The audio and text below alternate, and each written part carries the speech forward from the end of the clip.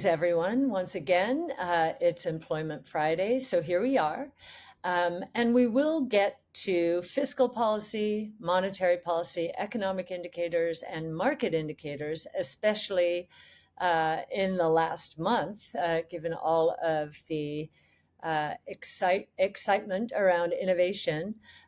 We'll get a little bit into Bitcoin at the end. But first, a special guest.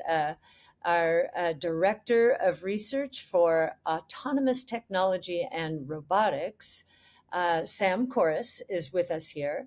And we are going to talk about space generally, and in the context of all of the exciting developments during the last few months and especially the last few weeks. So, Sam, take it away. Thank you, Cathie. And I think it's particularly fitting, and we were just brainstorming as well, and the amount that space intersects with regulation and everything that's going on is pretty remarkable. And, even if we go back to the beginning of SpaceX, it's like costs were rising for rockets. For the decade leading up to the founding of SpaceX, or before the Falcon 9 commercialized, you had costs that were bloating because of a duopoly and cost plus and really bureaucracy. And then Falcon 9 comes in and we start to get dramatic cost declines. And so here you can look and you can see what SpaceX has done and where we forecast Starship to go in the future. And so this, oh, go ahead, Cathie. Yeah, I was just going to say what's fascinating. This is a trip down memory lane. As we were starting ARK, this concept of reusable rockets evolved, and we were all like, what? Okay, how would this change the dynamic, the cost structure of what's taking place out there? And thanks to your original research, Sam, we've come up with this kind of chart to help us understand where this world is going, and especially even more so as regulatory shackles disappear. Of course, we always have to think about safety first and foremost, but I think, as you said, Sam, the chokehold that regulations had on all kinds of innovation was especially true in this space, so to speak. Absolutely. And I think the grand goal, right? Mars is a grand goal, Doge, both grand goals. And Elon, even tweeted, right? Even if we fail at creating a Mars colony that can grow without support from Earth, it's absurdly ambitious, and the nature will result in the creation of alien level technology that is crushingly better than competitors who merely aim for Earth orbit. Right. And I think that's true both with Mars and with, Doge itself. But very concretely with SpaceX and, even more relevant than ever as they're rumored to be raising at a $350 billion valuation, is the re-landing of the rocket in the way that it was done with Falcon 9 really stemmed because Mars is the end goal. Right, some of the early work that we were doing, and you talked to other competitors, and everyone was saying, if you really cared just about Earth, you would do maybe a parachute and catch it, because that would allow you to have greater payload. You don't want to waste fuel for landing, but you need to be able to land and do a propulsive landing if you want to land on Mars and then be able to come back. So really, this guiding light of Mars has put us on this trajectory and brought us to a potential Starship coming in at just hundreds of dollars per kilogram to lower Earth orbit. And the reason that this is so important is, if we go to the next slide, this is how SpaceX is funding this ambition, and this is with Starlink. And so this chart, I think, is extremely interesting, but I'll walk through it because it's a little complicated here. And so this is the satellite bandwidth cost decline. And so on the y-axis, we have dollars per gigabit per second in orbit. And you can see this is a pretty dramatic cost decline. And so what is 1 gigabit per second? You can think of this as essentially enough bandwidth to accommodate 200 people. And so if you get this down to close to $100, then all of a sudden it becomes almost trivial, the cost to launch the rocket, to manufacture the satellite, to get it in orbit, to provide satellite internet to the world. And so it is, I think, meaningful, especially not just SpaceX here, but you also have news from Meta, and they want to do an undersea cable that will cost $10 billion. And all of this desire to connect the world in a really profound way. And so, Elon also likes to say, right, you buy Starlink, you help funding Mars. And then, Cathie, maybe we'll dive in to kind of the brainstorm we were having today. And Aaron Burnett of Mach 33, and we were discussing this, is, how do you start to value Mars and that deregulation that comes with it? And so drawing all of these analogies and saying, right, Space Force is incredibly efficient when you compare it to other agencies. And that's because there's no regulatory baggage, right? They get a clean slate. They get to start on a new canvas to Yeah, do things first efficiently. first principles, not encumbered. Right. Yes. And then you look at some of the appointments, new appointments to NASA to potentially revamp how things are done there.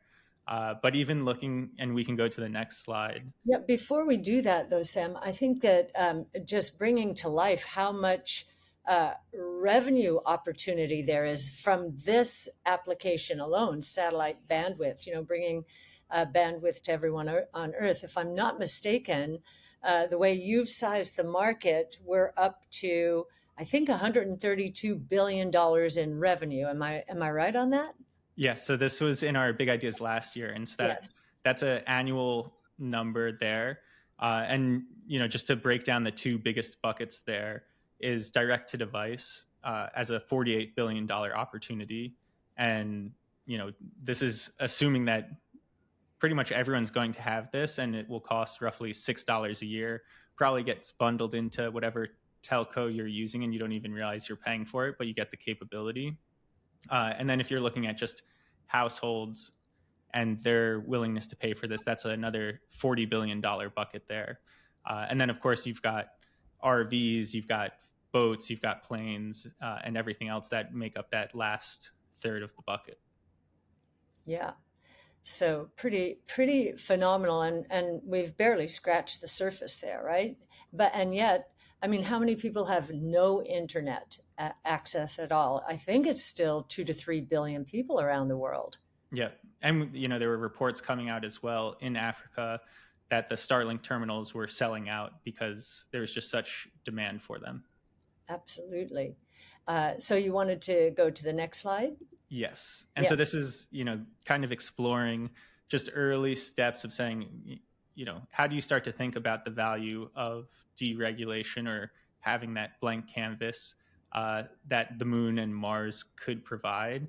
And this is work that Daniel McGuire did, which is really terrific, looking at nuclear costs and how they were declining until big regulatory overhauls, and then costs since then have gone up 10x. And so you can imagine there's already a big push on Earth to reverse this. But if you start to use nuclear for space or on the moon or on Mars, there's no reason why these costs shouldn't be 10 times less expensive.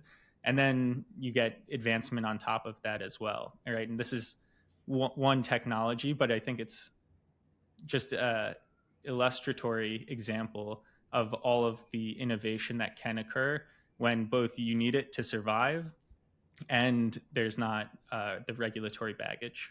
Yeah, I guess I also reflect on, these regulations started in the 70s. There were some nuclear accidents. There was certainly the environmental movement. And now I think the environmental movement has shifted back to nuclear as one of the cleanest energy sources on the planet, in the universe, maybe.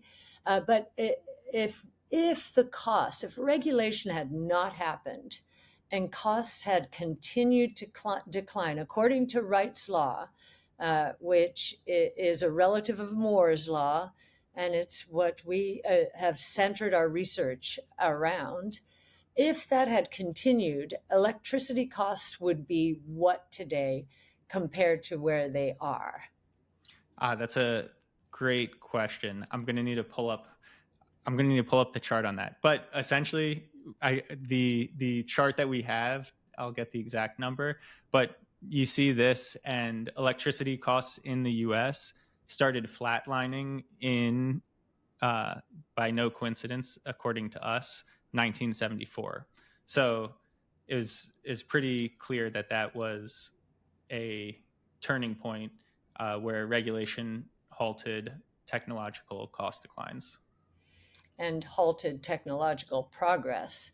I think, if I'm not mistaken, um, the average cost per, am I right on this, kilowatt hour today, is it around 10 cents? And it would have been in the 1 to 2 cent range if this cost decline had continued?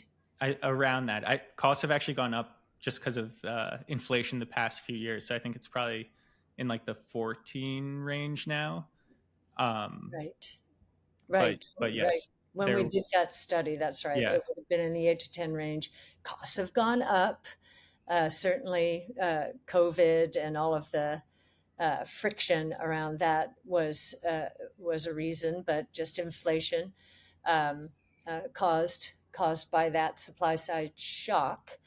So 14 cents and would have been down to 2 cents. Think about that. Think about how much better off people would have been if regulation had not stopped progress here. And so then, Cathie, as a transition to you, right? It's Mars. Mars. The goal of Mars started all of this. It's also one of the reasons that Elon said he's started to get political, because he saw roadblocks emerging to get there. And so that certainly ties in with everything that's happened since then, and I think leads into some of what you're going to talk about now. Yeah, and just before you leave us, first of all, thank you, Sam. Uh, I think when we throw out there our growth expectations for the globe, and I'll get into this in a little bit. Many people, when we throw out a number, they're thinking about life as we know it now. And to many, that's kind of the physical world on Earth. But we're moving more and more into the digital world. We think in many categories, consumption in the digital world will be higher than consumption in the physical world. And the other increment to growth, and again, that people cannot imagine now, is this new world, the universe, certainly the moon and Mars and beyond. So I think that is what this new age is going to unleash, is opening up many more minds to the opportunities, and giving us the privilege and opportunity to do the kind of analysis we do to help people understand how their lives are going to change, and how important it will be to be on the right side of change, because these opportunities are enormous. So thank you, Sam. This is one of the biggest opportunities out there, certainly early stage, but we'll be here before we know it, and we'll be here before most people thought, even 5 years ago. Absolutely. Yes. Hopefully, the first ship's on Mars in 2 years, and then 2 years after that, some more. The future is certainly exciting. Yes, it is. And now that you've said that, 20 in 2 years, we all know about Elon's timing here. He's very optimistic, but for a reason. When he sets out a goal like that in 2 years, who is he communicating to? It's not just to, those of us who are reading about breakthroughs.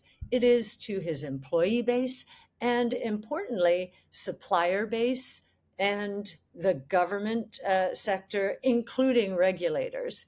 So it's a big message, and maybe it's not 2 years, even though I think he truly believes it is 2 years and feels like he's now in a situation to make that a reality with fewer regulatory roadblocks.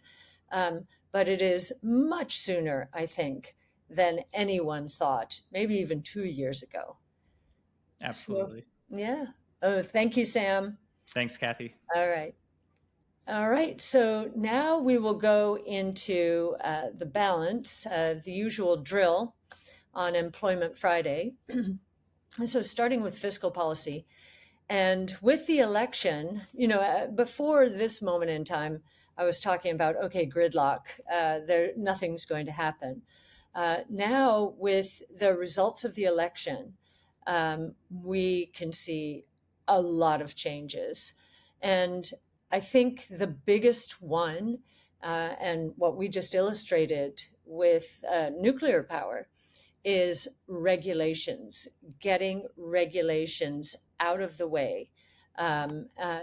We obviously need regulations for the safety and well-being of individuals and so forth, and absolutely agree with that. But the regulatory environment is a morass now. I mean, when you put people in positions as regulators and they start building their empires, you get more and more regulations, and it's really had a stranglehold on businesses, especially small and medium businesses. So we think those shackles are going to come off. We we think the biggest regulatory changes are going to happen because SEC Chairman Gensler is going. He's announced he's leaving on January 20th. So the digital asset world, we think, is now about to take off and thrive. And then, of course, while we haven't heard anything about Lina Khan at the Federal Trade Commission, which that commission has been an obstacle to mergers and acquisitions during the last 4 years, to such an extent that it has really harmed innovation. Certainly our strategy is an example of that, because large companies have not felt any pressure, competitive or otherwise, because of the regulatory stance of Lina Khan and others out there, to investigate new technologies, actually buy companies, and establish a price. These are strategic buys, and they telegraph to the world how much innovation is worth from a strategic point of view. Well, we haven't seen a lot of that. There's been a dearth of it, and we think that's going to change. So we're going to have a lot of price discovery. And we know also that at the Department of Justice, President Trump is bringing in people who are very pro-competition, and they are looking at sort of quasi-monopolies out there as being not so healthy for growth in the U.S. and global economy. So I think we're going to see a lot of freeing up and a lot of M&A. There's pent-up demand for it. And we often say that we don't want the companies in our strategies to be taken out. We think they're pure plays and have miles to go. But what we do want is price discovery out there, and we've lacked that for the last 4 years. Another important initiative, so important, is known as DOGE. We mentioned it, I think, on the last In the Know. So the Department of Government Efficiency, headed by Elon Musk and Vivek Ramaswamy, we think is going to be extremely important in terms of streamlining businesses. And it has been fascinating during the last month or so to watch them evolve their strategy. they're going to work within the confines, certainly in the beginning, of the way the government is set up right now, because anyone trying to do otherwise usually hits up against a brick wall. But we do think simple things like requiring employees to report back to their offices 5 days a week or 4 days a week. We understand that there will be a lot of attrition. Some people will have gotten used to a lifestyle of remote work, and if the government's not going to offer it, they'll find it elsewhere. So that will cause a lot of attrition, we do believe. And there will be severance packages, as we understand. They could be as much as 2 years of wages, perhaps. These are just rumors. I don't know if they're right. But very importantly, in exchange or in addition to retraining for people in the government sector to move into the private sector. I've often said government spending is taxation. Art Laffer taught me that in my earliest days of economics classes. And as we lower government spending, we will have the freedom to lower more and more taxes along the way. So I think that will be very healthy. We know, and I think Elon and Vivek have surfaced roughly $500 billion in contracts that have expired, but the spending is still taking place. That makes no sense. So we'll see what they can do with that.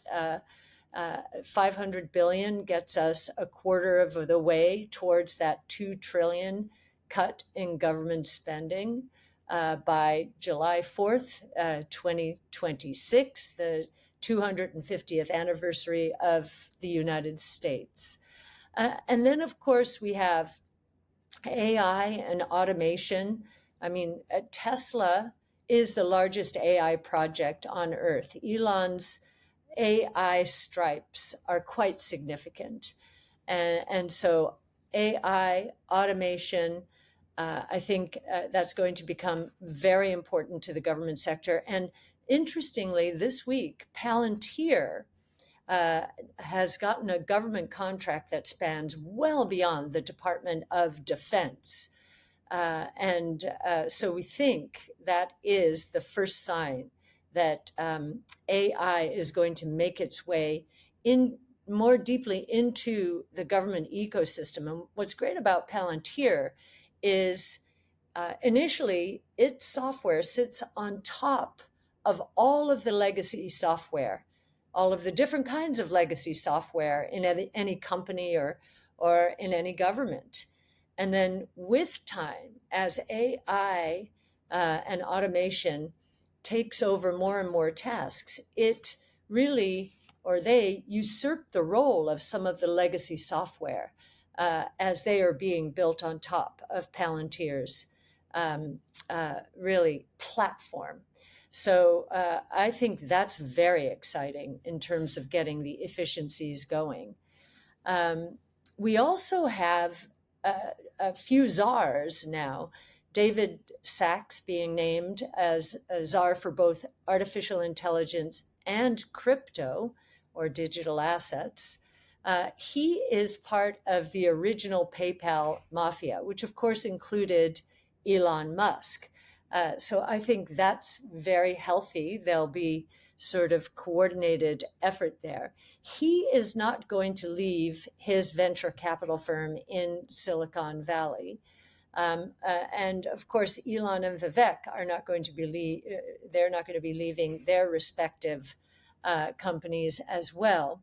But I think that's a very good strategy on President-elect Trump's part, because they will not have this vested interest of being in the government and controlling their various fiefdoms, as I think has happened in past regimes. They don't want fiefdoms. They actually want to simplify government, make it more efficient. I think they have to work, or the maximum they can work is 130 days per year for the government, paid or not paid. I don't know if they're going to be paid or not paid. But we do think this is going to accelerate this shift towards artificial intelligence in the government sector. As far as the crypto side, I think David Sachs will be working with legislators to make sure that we have more clarity in terms of the ecosystem and the regulators overseeing it in the United States, at least. I know he's a big fan of defining much of what's happening in the crypto asset or digital asset ecosystem as commodities with a very clear regulatory framework are already in place, and that's under the CFTC and not the SEC. So that's very interesting. We'll see what happens there. We're also, and maybe we should have mentioned it when Sam and I were talking about space, Jared Isaacson coming in to oversee NASA. He too has been on these space flights. He's been very early into space, and I think he'll add a lot of common business sense to NASA. And also, of course, they have been working very closely with SpaceX already. I could see SpaceX developing even more of a role as it relates to NASA. Then we've got Health and Human Services, and I did talk about this the last time, this concept, the three planks that the new, I will call them health czars, are going to follow. So they say, rooting out corruption. There are lots of payments in the healthcare ecosystem that should not, they're misplaced, mistaken, and should not be made. So they're certainly going to go after that. I think from our point of view, the two other planks are even more important. One is bringing science-based evidence into healthcare decision-making and into healthcare, drug discovery. So that is definitely plays into what we are calling the multi-omics revolution, and will help speed it up. And then the other one is moving away from this focus on, treating chronic diseases into a period where encouraging wellness and curing disease become the primary ways of controlling chronic disease. So again, this is the multi-omics revolution, and we're very excited about it. We'll see a lot of price discovery now that large cap pharma and biotech feel more free to make acquisitions in these areas because they really need the expertise that has evolved as the multi-omics revolution has been taking off. And now they'll have the freedom from a regulatory point of view to do more of it. The last thing I'll say on fiscal policy before heading into the charts and going into the rest of it is there is a lot of concern, and we have received the question about deficits and government spending and the role that they play in inflation. And one of the things I'd like to illustrate with the charts is that deficits or government spending has to be funded. That monetary policy has to accommodate government spending, or if it does not, then government spending crowds out the private sector. So I think a lot of this inflation risk concern needs to incorporate this idea that monetary policy is very important as to whether government spending and deficits result in inflation.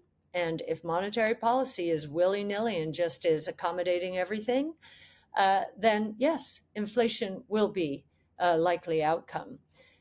But if monetary policy is not supporting government spending and is restrictive, as Jay Powell, we think, correctly identifies it or describes it now, then what happens is government spending really crowds out the private sector. So I started in the business while I was in college in the late 70s, when this was the issue. Government spending was crowding out the private sector, and monetary policy was accommodating it. We had the worst of all worlds back then. That's not where we are right now. But we do think, as I mentioned before, government spending is taxation. And if DOGE is going to be successful and monetary policy remains disciplined, then we can look forward to the private sector increasing as a share of GDP, especially as the incentive system associated with lower tax rates encourages innovation. So pretty excited about that. The other thing I'd like to say, just in terms of GDP growth and inflation, just broadly, before we get into the charts, is as you've heard on In the Know before, we do believe that between now and 2030, real GDP growth will accelerate to the 6 to 8% range. And that might be conservative because of all of the innovation that now is going to be incentivized and encouraged. But what we also think is that inflation is going to give way to more deflationary forces associated with technology. The technology that's evolving today is highly deflationary, but in the good sense. Deflation, because of 0809, that collapse, has a bad connotation. The good connotation of deflation is associated with technology and innovation. So we think this is going to be a win-win going forward. So I'm going to go quickly through the slides now. Here are cabinet picks and other top staff picks. We've talked about some of them. President Trump will have 4 years, but many people fear he'll be a lame duck within 18 months to 2 years. So he's moving quickly, much more quickly than the last time around, and he knows what he's doing now. So that's very exciting. Here's the government deficit as a percent of GDP. You can see X here marks the spot where the new Treasury Secretary, Scott Bessent, hopes to take the deficit. We actually think the combination of real growth accelerating and DOGE at work and deregulation could, in the next 3 years, and that is a 3-year goal, could take us close to a balanced budget by that time. So we think he's being conservative. I think he sold himself to President Trump with 3 goals, and they're all associated with 3. So a 3% deficit as a percent of GDP. And as I just said, we think that will be conservative. 3% real GDP growth during the next 3 years. And with the exception of the first year, we think that could be highly conservative. And when I say with the exception of the first year, I think what we have to watch for is if there are tax cuts, and we think there will be tax cut proposals, that President Trump and his team also communicate quickly that those tax cuts will be retroactive to January 1 of 25. If they are not, if they are in the future, and we learned this from President Reagan, he phased in tax cuts over 3 years, and we ended up with back-to-back recessions. And one of them was very severe. Of course, we had a terrible inflation problem, and Fed Chairman Volcker was trying to strangle inflation out of the system with 15, 20% rates at the time. We don't have that this time. We've, first of all, been through a rolling recession for the past 2 years, and we had one of the biggest increases in interest rates under Chairman Powell. We went up 24-fold in little more than a year's time, whereas Chairman Volcker, back in the day, this was 1981-82, he took interest rates up twofold. Now, it was from 10 to 20%, but they were already getting used to higher interest rates and higher inflation and working around them. We were not used to that. And that was a shock in terms of interest rates. And I think there are going to be more and more reverberations moving forward, because we do believe that monetary policy is still restrictive.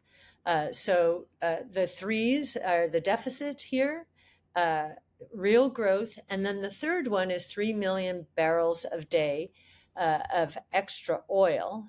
And before I get there, here is what the CBOE is expecting in terms of real growth. So Scott Bessent taking it to 3% is, quite a bit above.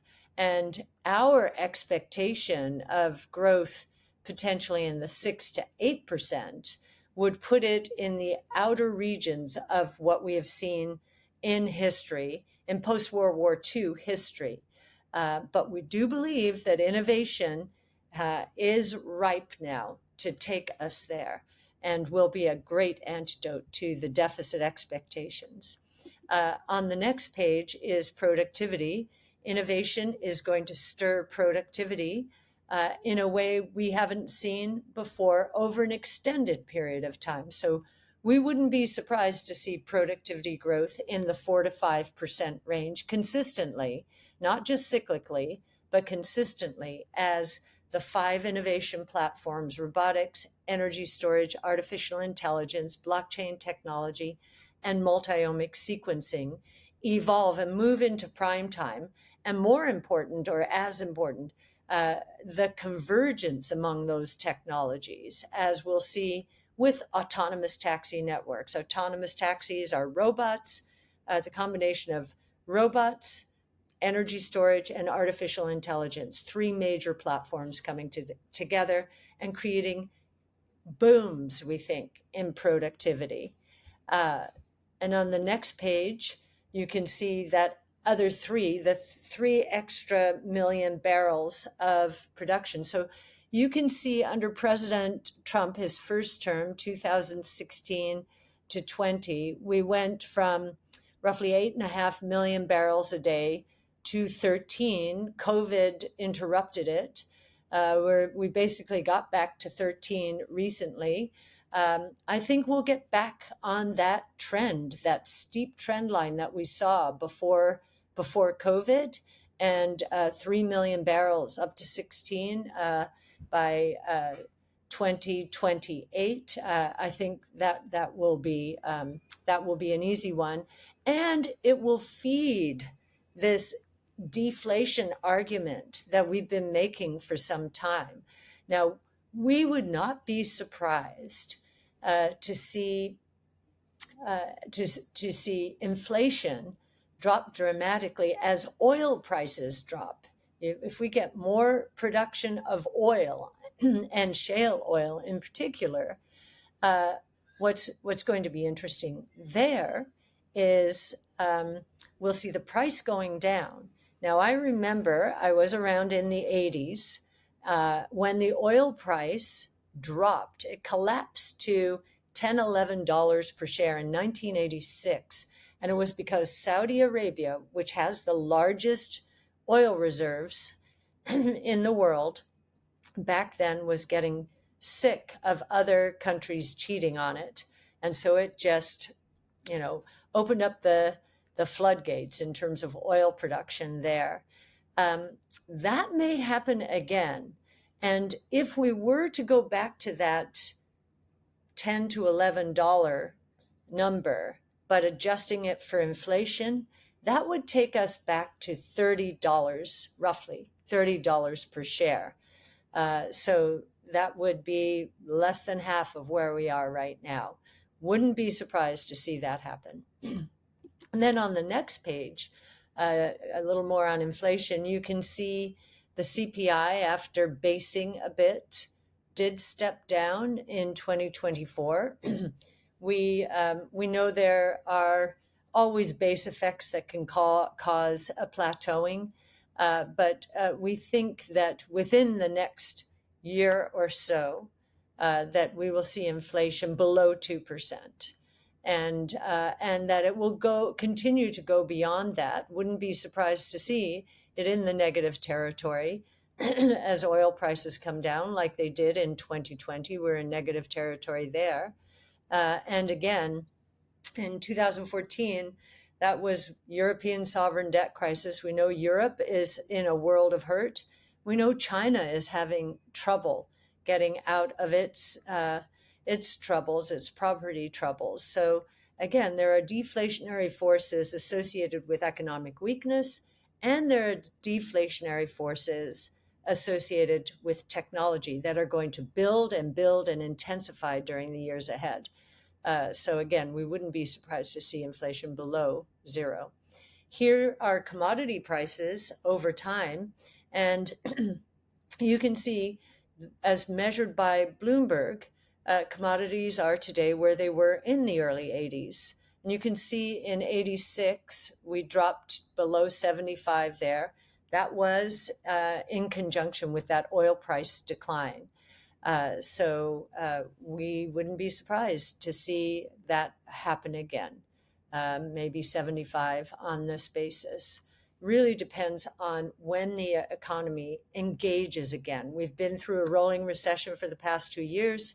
You've seen the commodity prices coming down. We think Europe's going to remain in recession, very difficult times over there.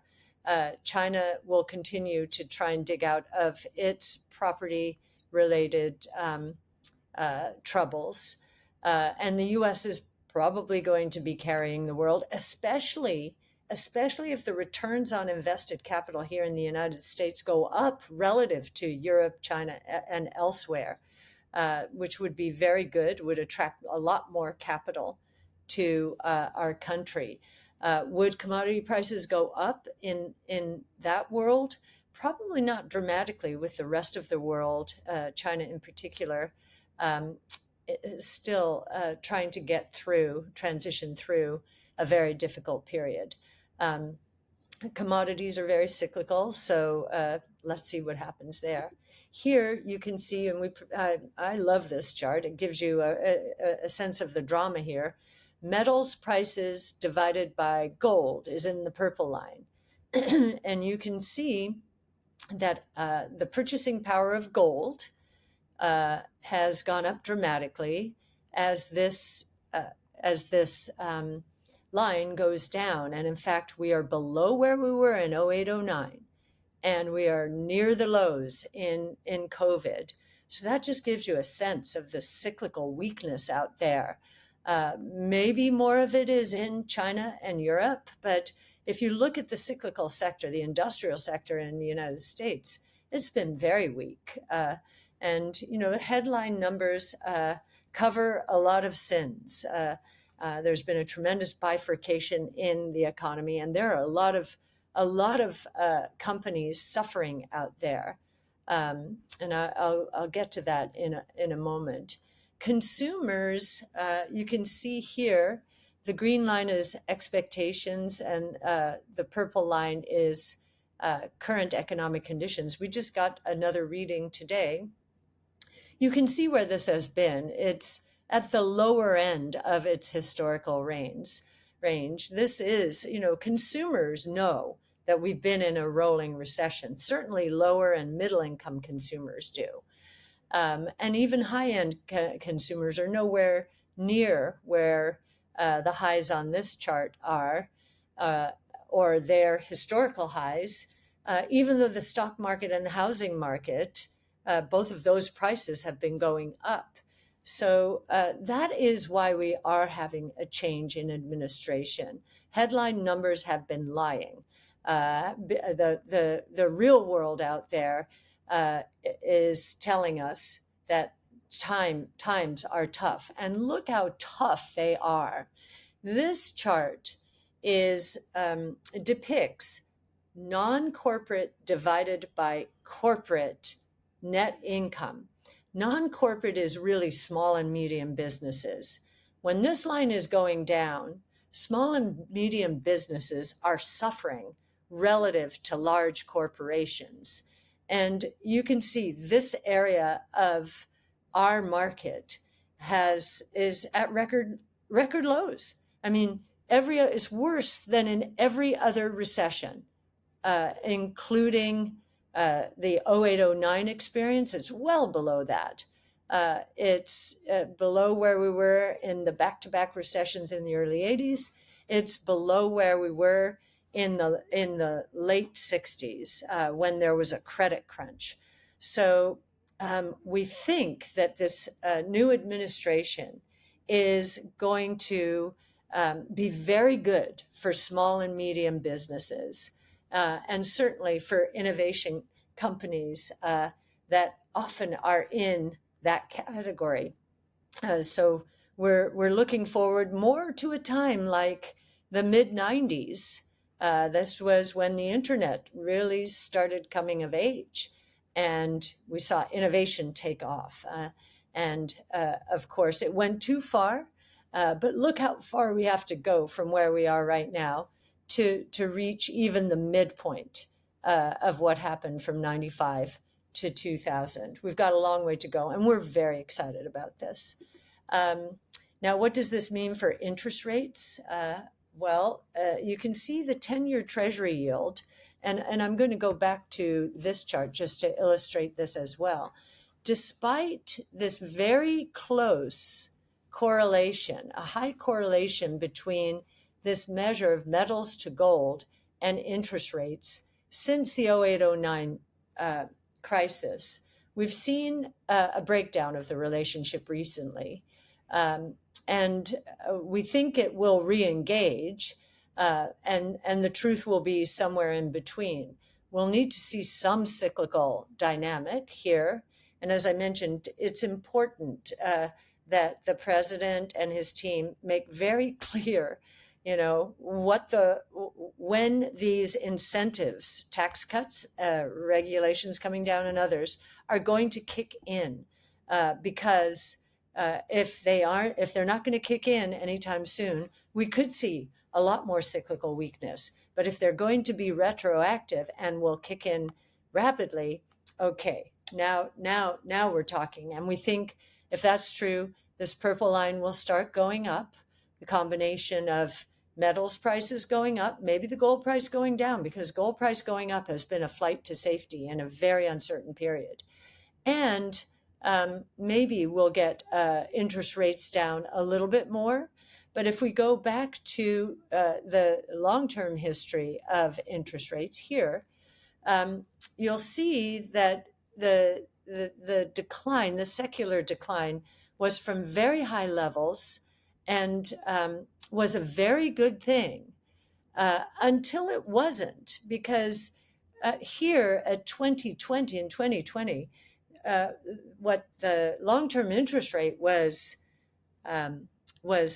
discounting was the possibility of an outright global depression, a deflationary bust associated with COVID.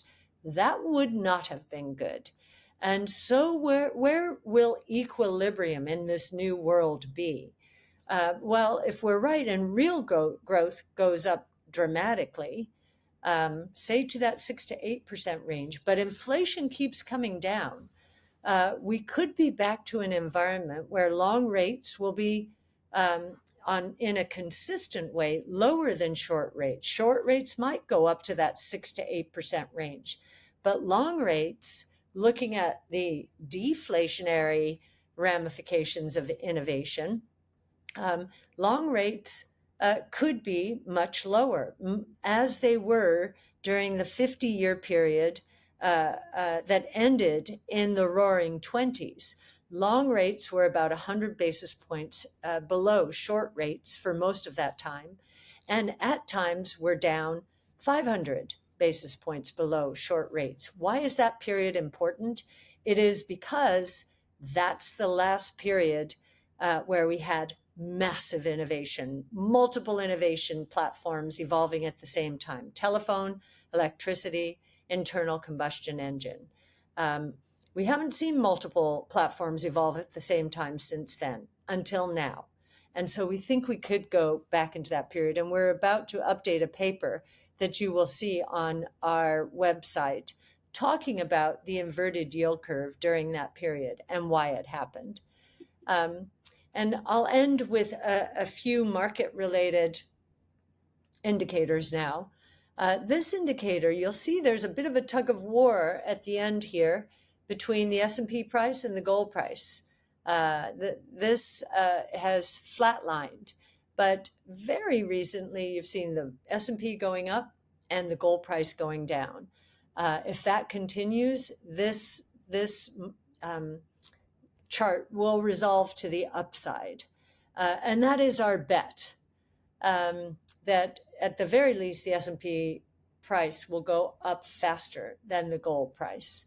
But let's see what happens. We know that the bears out there are expecting the gold price to go up faster than the S&P price, based on deficits, inflation, and so forth.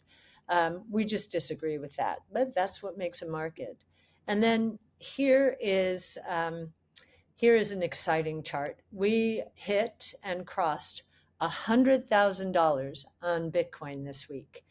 That's a big deal. As many of you know, we've been involved with Bitcoin since it was $250 in 2015, when we wrote our first white paper on Bitcoin in collaboration with Art Laffer. And I remember back then saying to Art, when he said, "This is what I have been waiting for since the gold window closed in 1971. And I said to him at that point, I said, and remember, Bitcoin was $250. I said, "Art, this sounds like a big idea. How big could it be?" And he said at that time, "Well, how big is the U.S. monetary base? That's the reserve currency of the world. This seems to be the new reserve currency of the world."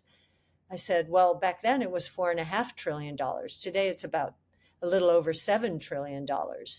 Well, crossing $100,000 today took us to roughly $2 trillion.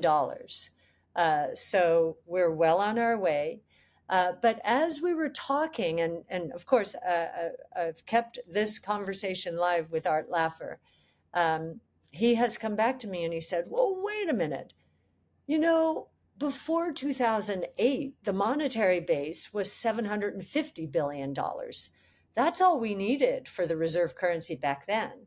And what we've gone back to say to Art is, yes, if we were just looking at it as the world's reserve currency, you might be right.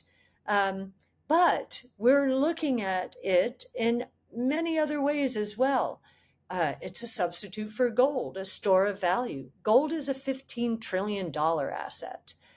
It is a new asset class, or as we named our paper in 2016, the one we did in collaboration with Coinbase, ringing the bell for a new asset class. How big could that be?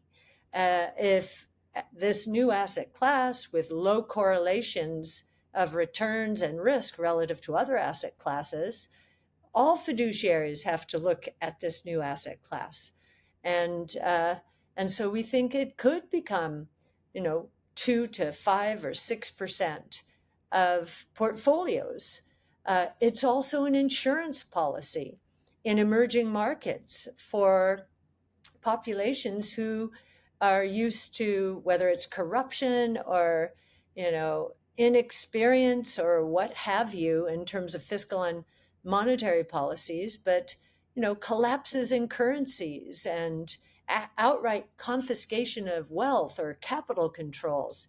So this is ideal as a hedge against those scenarios, and even for high net worth individuals around the world. You never know, you never know what's going to happen out there. So insurance policy. So this is a very big idea. And we are looking forward to sharing more papers, not only about Bitcoin, but also about the two other digital asset revolutions, the financial services revolution, and more broadly encompassing, including Bitcoin, the digital asset property rights revolution. Now, that is a big idea. So with that, we'll look forward to the next In the Know in the new year. So wishing you wonderful holiday season and a really fun New Year celebration. And we'll be back to you early next year. So thank you.